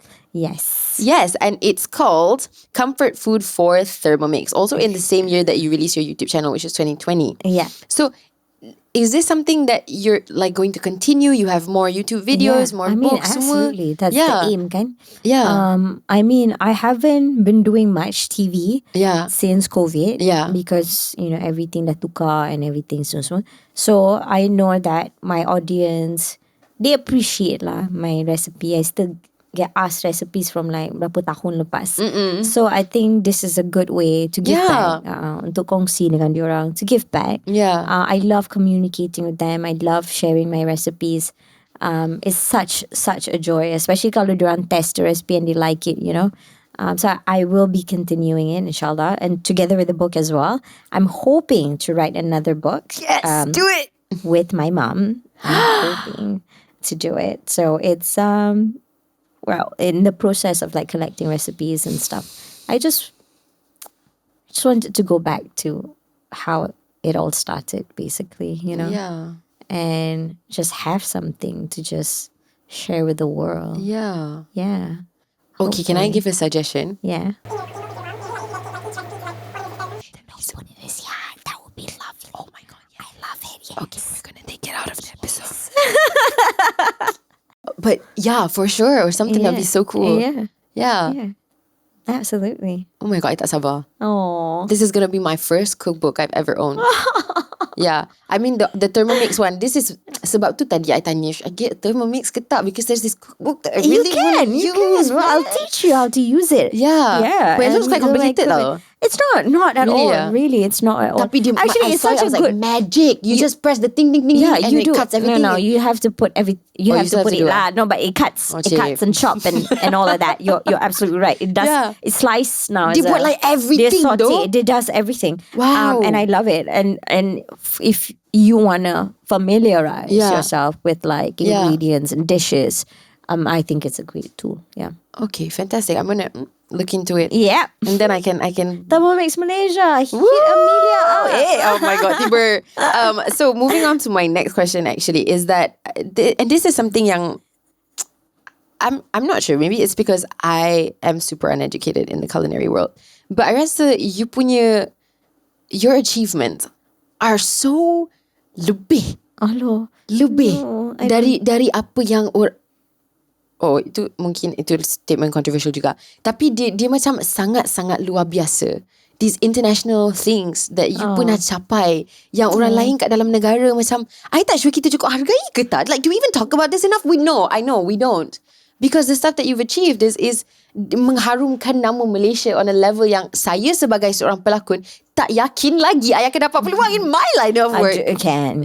Maybe. You can, maybe. Yeah. But the stuff that you've done is incredible. And so because of that, I want to read it. You were presented, okay, firstly, this is something local. You got the Anugerah Platinum by Universal Music Malaysia to commemorate combined celebrity business revenue 2019 to 2020. Yeah. That was the first thing. But you also won ASEAN's most influential chef at ASEAN Food and Travel Awards 2022. You also won 2 awards from the Gourmand Awards World Cookbook Awards 2021 in Sweden. Yeah. This is like another level. It's incredible. Like macam mana experience too. Like I know I've listed like just a few of your incredible awards, but also there's so many. But how do you feel every time you get recognized macam ni? Especially kalau dia benda macam overseas and you represent like Malaysia, you know, like. Yeah, I mean, I'm proud, of course. Of course, we're so proud of you. Like, Alhamdulillah, thank you so much. It's just that I don't know. Sometimes I feel like, and not being negative in any way, but I just feel like, there's more. Of course. But I feel very proud and very blessed because it's not my own work alone. It's not just me. I mean, it takes a village, and I have such an amazing team who believes in me, all of them, each and every one of them. And I think it's important to have that too, yes, because you cannot do it on your own. Of course not. And anyone who says, I'm here on my own effort, I mean, let's be real. You can't. You need a strong, supportive team. And even if they're not really doing, like for me, they're not really doing the cooking or whatever, but they are there, they believe in me, they know my vision, they work with me towards achieving those things. And that's why. So tapi of course lah, I am a very ambitious person. So I always feel like, okay, this is great, but let's try and get more, you know. Let's try and do this. And tapi I rasa lah, of all the awards that you mentioned, I'm very, very blessed to have it all. But the thing that I feel like I'm most proud of is when I get like people communicate with me about like how I've changed their life, or like how I've changed their life too much, changed the way I don't know, they man. live, you definitely changed my mom's life. Like cook, like some of them really, like young girls, like age 14, like telling me how she learned how to cook just from my videos, those kind of stuff. I mean, these things. Like there was another girl, she is now working as a chef, and she was a cancer survivor. And when she was in high school, like she asked, like her wish was to meet me because I'm her idol, and I met her, and then she survived cancer, and then she went to culinary school, and these are the things that is honestly like the most rewarding thing. I'm not to say that all those awards don't matter to me. It does. I appreciate it. I love it. But these things, it's Impact like, lah. that, like back to what my mom said, make a difference. And you're seeing that. You're hearing it from people. Like, they come up to you. They don't tell you, oh, I love you because you're beautiful or whatever. It's, because, you've made a difference in my life. I mean, that's just the most rewarding thing. Yeah, it's about something of substance. And to be able to do that. And now, cooking is their livelihood. I mean, how incredibly crazy is that? Like, and I will make a difference in your life when you're ready to learn to cook. If you want to, it's choice. So kita ada like a cute personal story di sebalik benda ni. So the other day, I went over to Chef Anis's house to lepak. I keep calling you Chef, and I realised I do that setiap kali. And I honestly, it's okay. You and Mervin out there. Everybody. But it's a respect thing, And so I pergi ke rumah Anis, and she said, okay, babe, I'm gonna cook. And I was like, babe, tak payah, babe, because I tahu you penat and you work every day, and I know the masa, and then I takut you tak ada masa, and then I rasa guilty because I boleh datang. I tak boleh bawa anything. I boleh masak untuk you, tapi honestly dia akan jadi macam makanan yang paling tak sedap yang you pernah ada in your life, because you eat your own food, so you dah biasa dengan standard tau. So I was like, oh my god, I rasa macam tertekan, and nasib baik last tak sempat, and kita makan pizza. But I told Anis, like, my goal in life is untuk belajar untuk masak, because I want to cook for you. You know, like I rasa macam that would be so cool for me. And then like, tolong tipu I lah. Kalau dia tak sedap, just cakap je lah sedap, I think it would really change my life lah sebenarnya. I tak pernah satu kali pun in my life say anything tak sedap. I would just say like, it's okay. So I tak nak macam cipta sejarah baru dalam kehidupan you, di mana this is like the first time Chef Anis is like, no. Girl, that was bad. No. Okay lah, so I akan cuba, tapi I mengambil masa dulu lah. I kena training lah. Takkan lah I nak pergi bagi makanan dekat Chef Anis. Like, it will take some time, but I will do it. You will.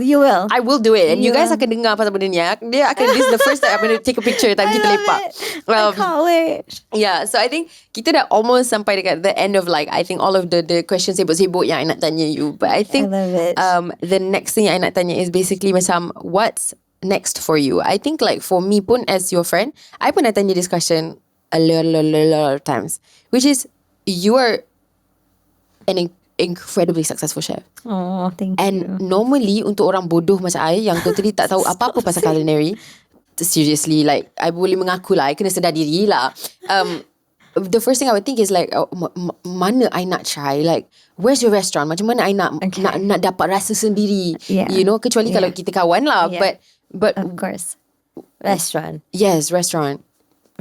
Yes. What's the plan? I mean, it's something that's been in the plans for a while. It's something that I've always thought about and just recently started planning. It's just that I am very much I seorang yang memang kena jadi involved in every single thing that I do. I bukan jenis yang macam okay lah, just put my name there and that's it. Perfectionism. Tak boleh. I kena tahu apa, and of course, you know, everything that I do, every project that I embark myself in, it's my baby. Of course. So I kena tunggu masa yang I ada, and I know it's all about like you make time, you know, people tell me, but yalah, time macam ni memang, this is the beginning of the year, end of the year, beginning of the year is always memang paling sibuk sekali. Yalah, dengan kita ada campaigns yang, you know, like raya, like every celebration ada campaign. Oh my god, and so tahun ni like, specifically yang kita punya celebration semua back to back. Yeah, so I have that, the campaigns, and then the contents and all of that. So it's really like a lot at the moment. Tapi we are like, my team is like still planning. We're looking for a location and stuff. So inshallah, hopefully, if all goes well, we'll get one this year. Hopefully. playing hard. Oh my God. Wait till I tell my mom. But the session with your mom maybe before that lah can do, you know. No, I mean like home. I tak sabar untuk listen because this is actually I boleh ingat we're like one of the first times I met you, the first times kita lepak, I dah tanya dah soalan ni. Yeah. And your answer is always the same. Tapi I rasa macam walaupun benda tu saya faham sangat, I'm the same way. Sampai sekarang orang tanya I pasal music career I yang tak muncul-muncul lagi. I love it. You can rap. I mean, no lah, but it's because of the same reason. Because I rasa macam semua benda yang I nak buat dengan otak I yang 100% segar untuk bagi my undivided attention untuk produk ni. Yeah, because I want it to be incredible. You tak nak just macam, you know, have so many things on your plate. Betul. And then tak boleh nak give the best in everything. Kan I pun macam tu juga. Betul. Yang best ni pasal orang macam kita tu is bila kita buat project tu, when the time is right, bila kita buat, dia akan jadi something yang luar biasa. Because of the amount of effort dan tenaga yang you are obviously wanting to put into it. So I tak sabar. Oh, me too. Yeah, me too. It's gonna be so good. I know. I'm nervous now. Tak adalah nervous. Please call me for the like, Of course. I'll like get you sample. Probably I'll get Amelia to be an intern. Oh, boleh. Kalau you nak, no, okay, you tahu tak apa. So, dalam pengalaman hidup I, as somebody yang tak boleh masak, I have become really, really good at cuci pinggan. Yeah, you know why? Because I tak boleh contribute tau. So bila kawan-kawan I masak, no seriously, because kawan-kawan I masak untuk I, lepas tu I macam tak ada cara nak cakap thank you.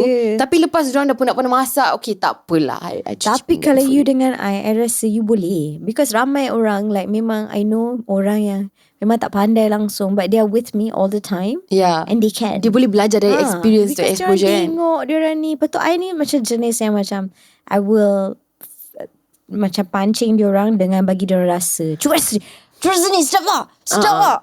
Oh sedap. Cuba tengok ni. This is how I do it. Yeah, faham. And I make it seem like I'm not even teaching you. Yeah, you don't even know that I'm imparting my recipes and wisdom. Oh, so selama ni setiap kali I datang your house, that's what you've been doing. You don't know. You'll be thinking like, oh, I'm just listening to what she's saying about this food that I'm tasting. Tapi you dah kena hasut dah. Lepas tu balik hati I dah macam sebenarnya kan where's the ingredients? Tiba macam tu kan. Yes, see. I'm so excited for this. Actually kita kena masak together. Yes, we have to. We're going to. Korang nanti kan soon. Sebelum tu we dah sampai dekat the part of the episode which is a fan-based question, which is an anonym. Ini kali kedua in a row that I've said anonymous like instead of anonymous. Anonymous soalan yang kita ada, yang ada orang WhatsApp kat kita, that my team akan match kepada whoever the guest is, right? So this is a good question to ask you. Okay, so this is the question. Salam semua, I'm anonymous, so I just straight to the point je, okay? Wow, terus terang. I ada 6 adik-beradik, tapi semua tak sebulu. Kita orang jumpa time raya je, tu pun ada yang akan buat muka terpaksa. I kasihan kat my parents je disebabkan perangai kami, diorang kena tempias. Macam mana kalau I nak satukan balik family I selalu ambil hati parents I, tapi diorang happy kejap je. I seorang yang duduk jaga parents kat sini. Thank you in advance for the advice. So maybe dia seorang yang, obviously dia seorang yang ada banyak adik-beradik, tapi untuk berkumpul pada satu masa, maybe I tak sure macam mana nak advice. I think this is like macam pasal relationship dengan adik-beradik kan. Yeah. Okay, this is what I can say lah, because I have a first hand experience in this. No matter how, macam mana pun kita rasa kan, kita tak sebulu, tak saling memahami, we don't have a strong bond, tak ada relationship yang sangat kuat dengan adik-beradik kita. It doesn't mean apa yang kita rasa sekarang kat dalam hati tu kita tak ada that strong bond. Because we do. Because it's macam in mana us. Pun, yep. It's in us because we are family. Like pepatah Melayu, air yang dicincang takkan putus. It's like it's true. No matter how much you tak sebulu, you ada disagreement, you buat kecil-kecil selalu gaduh ke, you sebenarnya memang takkan. Because apa-apa yang akan jadi dekat you punya adik-beradik, it will affect you so much. Macam I punya brother meninggal dunia, Like I'm so close to all of my family members. All of them sangat-sangat rapat. Tapi of course I perempuan, like macam tak serapat dengan my brother macam mana I rapat dengan my sisters, you know. Tapi oh my god, it felt like when he passed tu rasa macam a part of me died with him. Like I still, it's dari 2016, okay, dah berapa tahun, tapi I still cry for him. I still, like when I talk about him, I still be sad. And I just still macam dah berapa tahun pun still rasa macam life is just different. Macam tak boleh bayangkan hidup ni tanpa dia, walaupun dia dah tak ada. So while you punya adik-beradik is still around, and apa-apa like yang salah faham ke apa-apa, kalaupun kita rasa macam kita tak salah, because most of the time when we argue with someone we feel like we're not wrong, even if that is right, even if you can hire lawyers to prove that you are not wrong, it's okay to just sometimes untuk beralah. It's not important untuk always seem like you're right. So kalau you rasa macam adik-beradik you tak nak mengalah, you mengalah, you beralah. It's okay if that is the thing that's going to make the communication better. Because sometimes that's all they need juga. Sometimes they just need untuk memahami. And I think this goes with every relationship. It's not just adik-beradik. Yeah. Like sometimes kalau selalu bergaduh, kalau selalu tak sefahaman, right? What you need is just for one person to just say, it's okay, I understand. Even if they don't understand. And that is going to open that door untuk have the conversation, untuk, you know, berbincang tentang masalah-masalah yang lalu. And maybe if you try this, mungkin bila berkumpul sekali lagi, benda tu akan jadi macam ikhlas. Because walaupun benda ni susah, macam susah nak cakap tentang feelings, susah nak cakap tentang benda yang tak sefahaman, but if you start it, if you make the effort to start it in a positive way, it will turn into a positive thing. Like I pun faham, I pun tahu that I'm not going to deny that I am very blessed. I'm very sangat-sangat bersyukur, because itu rezeki saya dapat adik-beradik yang sangat close, yang no matter what we will never ever abandon each other. Yeah, it's because of our upbringing, it's because of kita orang punya kepercayaan dengan agama kita. Like we are very, we were raised to not only practice Islam but to understand the beauty of Islam. So my parents, like our bedtime story were the stories of prophets. And it's not like macam, oh, you need to know the history of Islam. They don't do it like that. It's more of like examples. This is what the prophet did, you know, like to somebody who hurt him. And I live my life practicing these things. Like, okay, people hurt you doesn't mean you have to do it back. Mm-mm. Yeah, you're hurt. Okay, do you have to react? Not necessarily. You can react with kindness. If you can't, take a step back. So it's like that. And I think if you apply that, if you want to try and fix your relationship dengan adik-beradik you, mungkin you can try that. Instead of like macam duduk bila nak bercakap, nak cari salah, or nak tunding jari, or this person cakap ni. Tak. Just cakap, okay, mungkin I yang salah.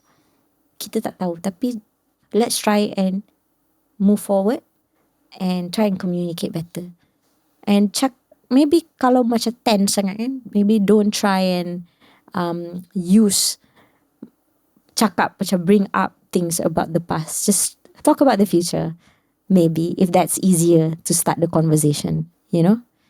I find that that's what I do sometimes when I feel like, okay, this conversation belum sedia lagi untuk cakap pasal gaduh ni, pasal salah faham ni. Okay, let's not talk about that. Let's talk about something else. So I will deflect and start a new topic.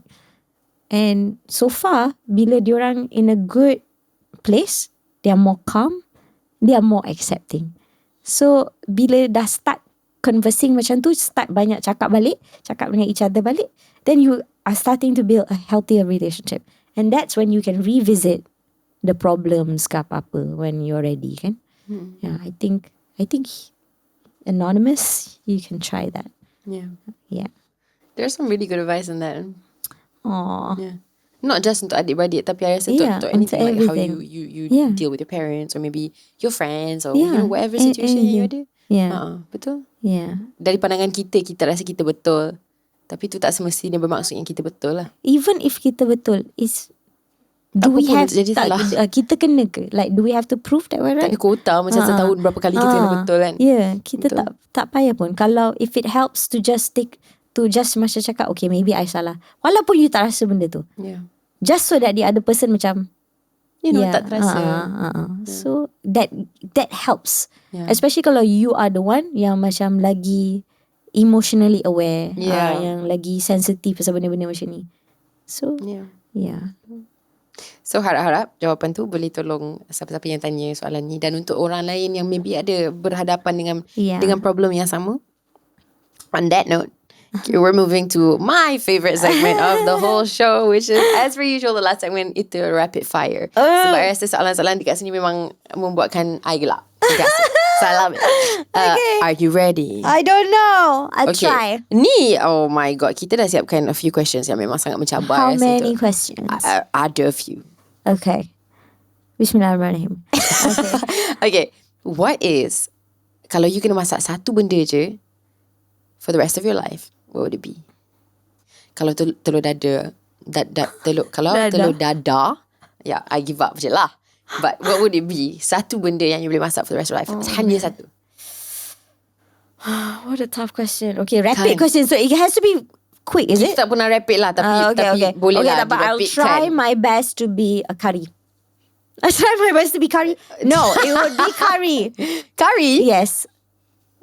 Any story, macam special reason? I just love curries. Oh, fair. It's love. Yeah, it's simple and straight to the point. Curry, we love it. Okay. Kalau awak dapat peluang untuk masak dengan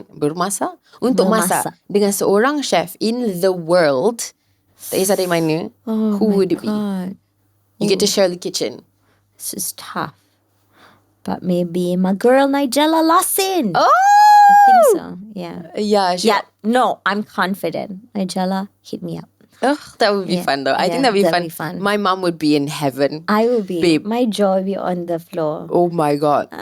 My mom's jaw would be in the basement car park. She'd just be like, oh, it's my favorites together. I think that would make Auntie Jaz's dreams come true. The next one, if you're gonna pilih one of your sisters untuk join you untuk masak in a competition, who would it be? And it has to be a competitive environment. So basically we're asking you, Arisha.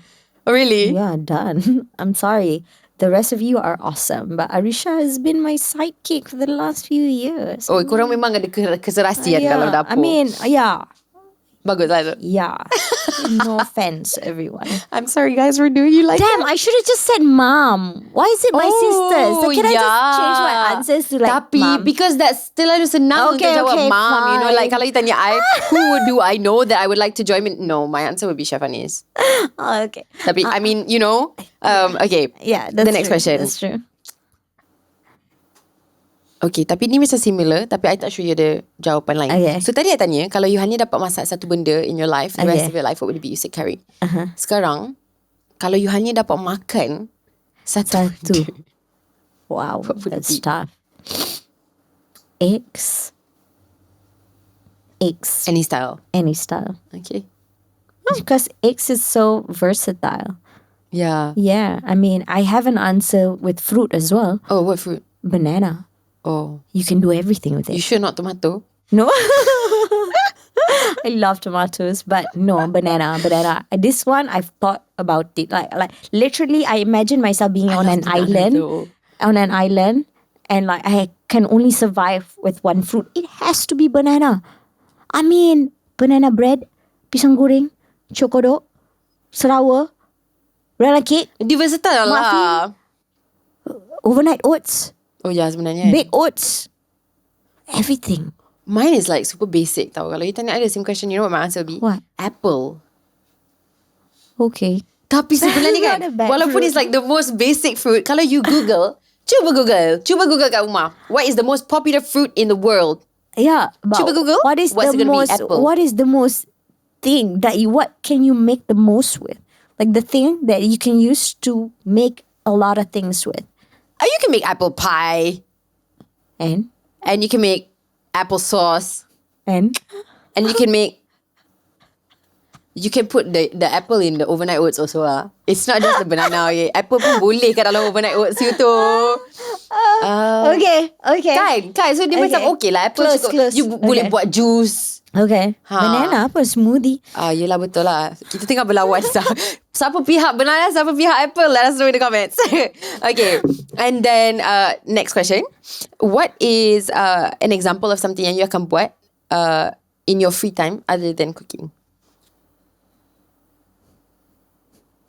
I'm not allowed to say it. Okay, wait. I love watching TV. I love watching movies. I love watching series. I love it. I love it. So I do that. What's the series you're watching at the moment? Oh God, Last of Us. Oh my God. The new episode is out.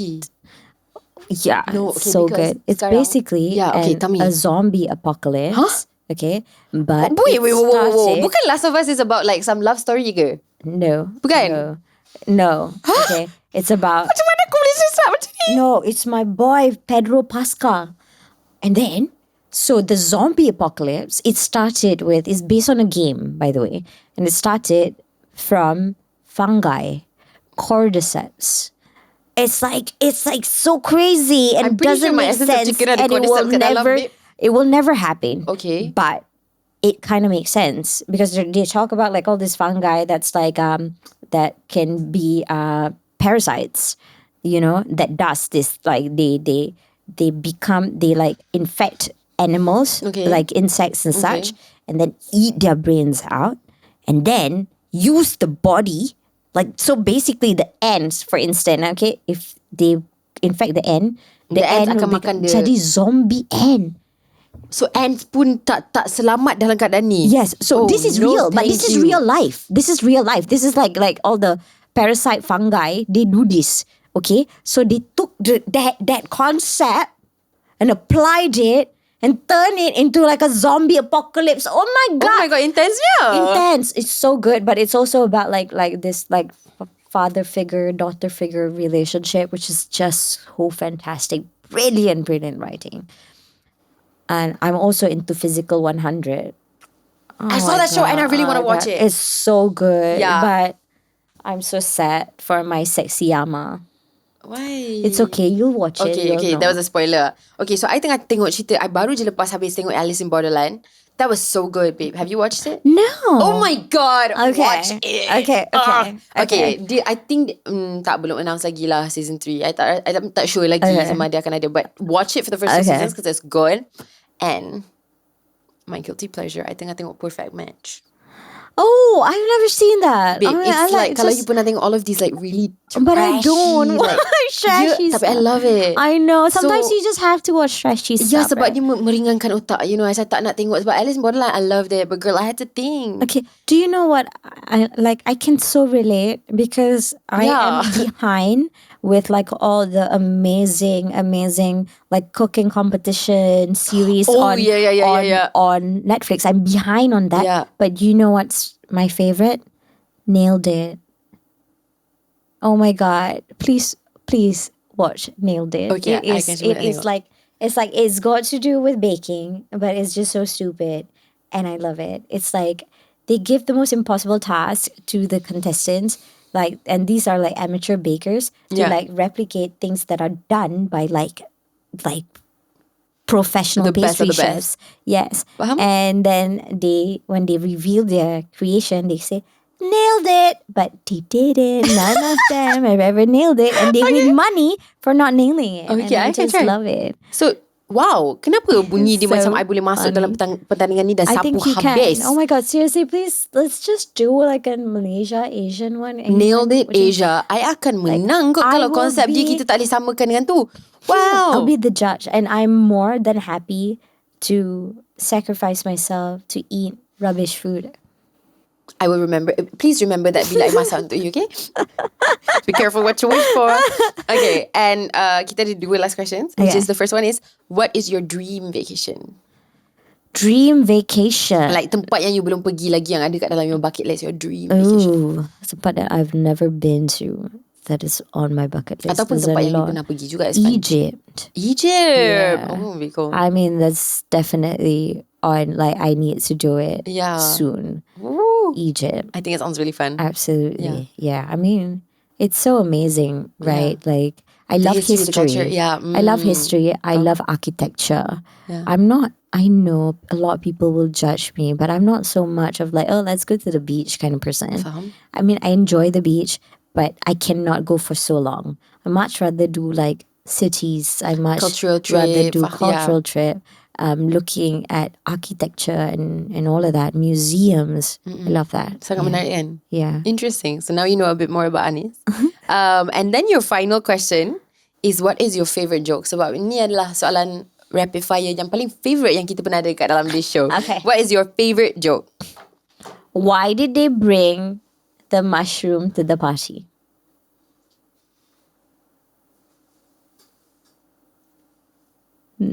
No? I tengah, ada member kat sebelah tengah cuba nak bagi hint, tapi sebenarnya why did they bring... No, if you know, you janganlah spoilkan benda ni untuk orang. No and no. Why did they bring the mushroom to the party? Because he's a fun guy. See? Kau boleh faham. Why she's smart? Fun guy. Get it? Because he's a fun guy. Yeah.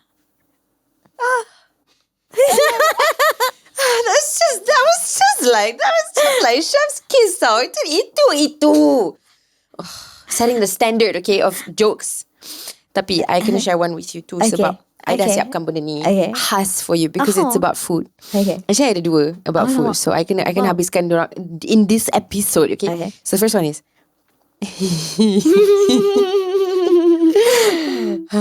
mi apa yang paling berat dalam dunia? Mi apa yang paling berat dalam dunia? Wonton.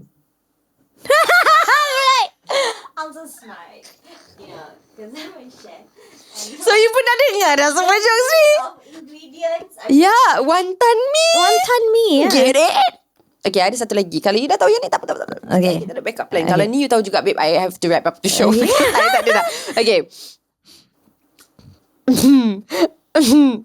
Kari apa yang tak berkuah? Curry puff. Is it true? Yeah. Oh my god. You know, that's wrong because I used to sell curry puff. At a bazaar Ramadan. I did not make money. I did 75 ringgit in 1 month. That's all I made. But I was selling it because I love it. Okay. And we had a little song. Because at that point of time, that this was in like 2011 ke 2012. Dekat bazaar Ramadan. Lepas tu kita orang jual roti jala colour-colour. That was before the roti jala colourful made viral. Okay. And roti jala colour-colour. And mi goreng and curry puff. And then the song, the jingle is like, wait. Roti jala, colour-colour, curry puff, sedap gila. We sold out. People waited for us because we came late. You tahu tak apa yang tengah rasa sekarang? Sangat bodoh sebab I memilih jokes yang ada kena-mengena dengan food untuk seorang chef. Thinking. No, but I love it. Okay, tak. Genuinely entertained. No, this is not okay. This is not okay. Ada satu lagi. Okay, another one. Ini tak ada kena-mengena dengan food. Okay, because it has to make you laugh at least once, babe. Okay, I have been laughing. I have been laughing for the last 2 days. Macam so quick pun, dia macam tak mengambil masa pun untuk fikir. Because I'm a genius in the kitchen. Oh, but the curry puff thing was like... It's a good joke, right? Yeah, but... Was it an accident? But yeah, it was. I love it. But it's just that because I used to sell curry puff. So the you can know. Easy. That's why. Okay. So anyways, kita ada satu lagi. Antara kereta dengan motor, yang mana lebih tua?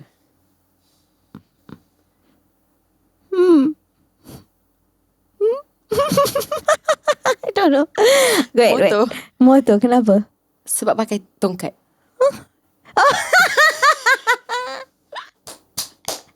Yeah, that was a good one. Okay, kita kena wrap up sebab I pernah tengok Anis gelak sebelum ni, and itu macam gelak seperti macam okay, I faham babe. I cuba. Okay, I dah faham dah, two of your jokes. This third one I saw motor.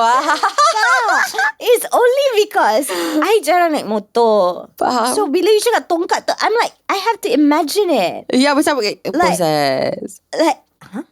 And then I see it. It's the thing that keeps it from falling on me when I climb down with my short legs. Babe, this is so much fun. I know. Thank you so much about temankan I in Studio Sembang today. I hope you had a good time too. I did. Yeah. Thank you so much. I love that we are kita bersembang outside of you know. Yeah. Like on camera. Exactly. This is macam kali pertama yang kita pernah like, no, that's not true. I was on your cooking show. Yes, you were. And I found a picture of that. Just oh my like god, recently. sama juga. Oh my god. Sama juga. I literally found it recently as well. And I was like, oh my god, what a memory. Sebab tak, okay. So, Anis and I are so close that I had a photo wall in my house of like, I suka printkan Polaroid pictures. So, di antara Polaroid picture yang I pernah printkan, and Polaroid printer I adalah satu yang dia bukan macam you tangkap gambar lepas tu dia terus keluar. Dia sejenis macam you hantar dari phone. Yeah. So I printed it. That was one of my favourite pictures. It was on my photo wall of macam semua orang yang I sayang dalam, bukan semua orang lah, gambar of semua orang, which is like not that many, but like my closest friends dengan family I, and it was our picture from the time yang I ada dekat your show. Oh, I love it. I know. Thank you. So I tak sabar untuk masak for you. Yes, it's gonna happen. It's going to happen. And thank you so much for this beautiful mug. Hey, you're welcome. You're I welcome. feel so special. You are. Should have put your name on the cake. Oh my god. It's next level. Next time Maybe I'll be baking the cake with you, girl. Thank you so much for having me. Thank you for coming. And thank you for doing this. It's such an amazing thing.